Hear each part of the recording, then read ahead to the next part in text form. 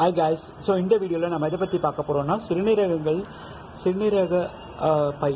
So இது ரெண்டும் நமக்கு மிக முக்கியமான உறுப்புகள் ஆகும்.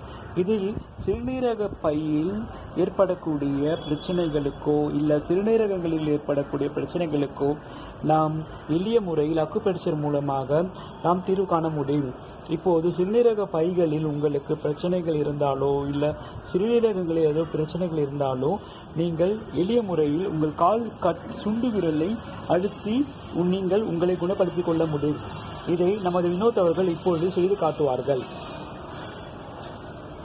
இப்பொழுது உங்கள் காலினுடைய வலது காலோ இல்லை இடது காலோ ஏதாவது ஒரு காலின் சுண்டு விரலை நன்றாக அழுத்தி விடவும். இப்படி அழுத்தும் போது உங்களுக்கு ஏற்கனவே சிறுநீரகங்கள் சம்பந்தமான நோய்கள் இருந்தால் உங்களுக்கு அந்த இடத்தில் வலி ஏற்கனவே இருக்கும். இப்படி அழுத்தும் போது வலி இன்னும் அதிகமாகும்.